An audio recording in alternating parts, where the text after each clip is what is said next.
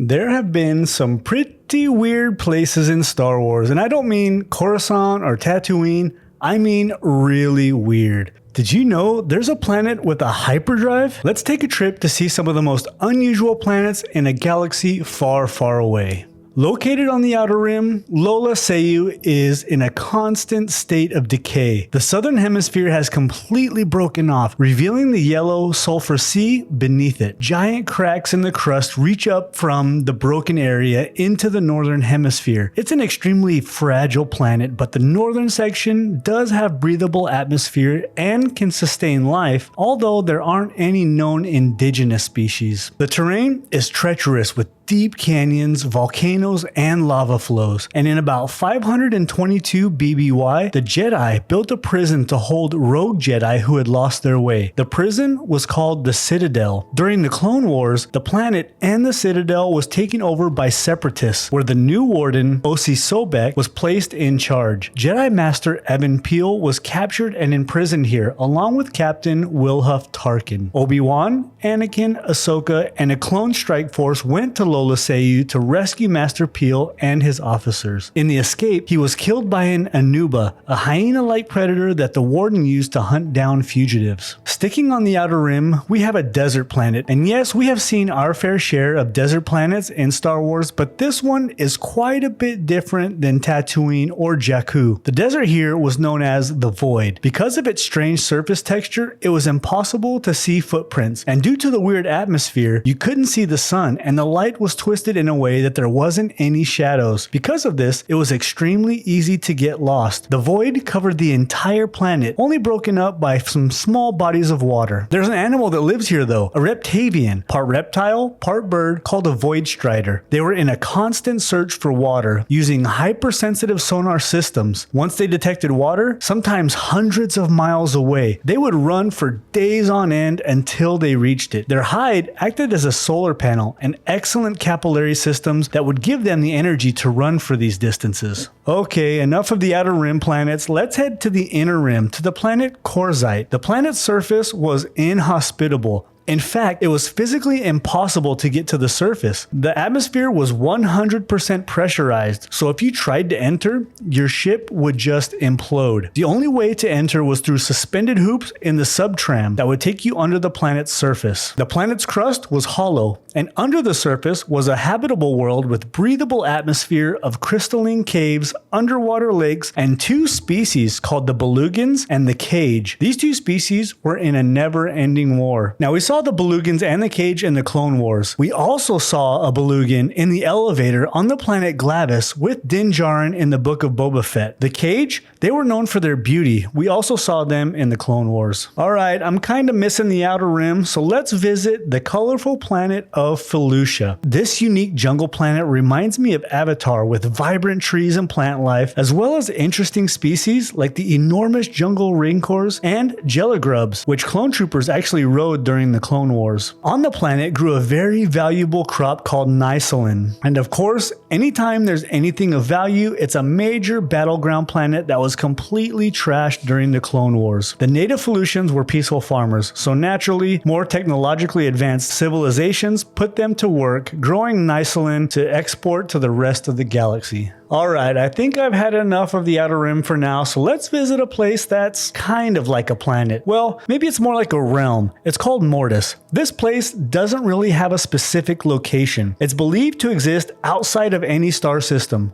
or even outside of the galaxy itself. Mortis was a realm in the Force, a place that acted as a conduit through which the entire Force flows. The seasons changed with the time of day. During the day, it was peaceful, and creatures moved around in lush floating mountains, dense forests, and epic vistas. The light even had a healing quality, but when nighttime came, the creatures vanished, the plants died, and the sky turned black with scalding rain. You had to take shelter at night, or you most likely wouldn't survive. You could never enter Mortis voluntarily, but you were drawn in through the Force. Time here had no meaning. A day or a week on Mortis passed only in a few seconds in real time. 3 beings inhabited Mortis: the daughter, who embodied the light side of the Force, the the son, who embodied the dark side, and the father to keep the children in balance as they were locked in an eternal struggle for dominance. Let's head back out into our realm and visit the unknown regions, a planet talked about in the expanded universe called Zonoma. This planet has a hyperdrive. Yep, you heard that right. This planet was essentially one large sentient being. The Yuzon Vong, a terrifying species that invaded the galaxy during the New Jedi Order books, had their homeworld destroyed in a great war. Their homeworld, Yuzon Tar, was destroyed, but before its complete destruction, produced a seed that became Zonoma. During the Clone Wars, it was located in the Gardaji sector, where Wilhelm Tarkin, then a Republic political leader, declared war on the planet. This is where the planet unveiled its hyperdrive and escaped to the unknown regions. Speaking of the Clone Wars, we now find ourselves on Concord Dawn. This planet is home to the Mandalorian protectors. During the hundreds of wars throughout its history, Concord Dawn was absolutely devastated. Nearly 1/3 of the planet mass was blasted out into asteroid-sized debris in its planetary orbit. This planet was home to famous bounty hunters like Rako Hardeen and the Mandalorian foundling Jango Fett. The Mandalorian protectors were once aligned with the Empire after the Clone Wars until they gave the Phoenix Squadron safe passage through the system to Lothal. Then, Mandalore's governor Gar Saxon kills all of them, just as Fenn Rau is able to escape and eventually join the rebel crew, the Phoenix Squadron. The Mandalorian warrior culture is legendary, but planets like Concord Dawn and Mandalore itself were devastated because of this. Click here to see the history of the Mandalorian warrior culture, and may the Force be with you.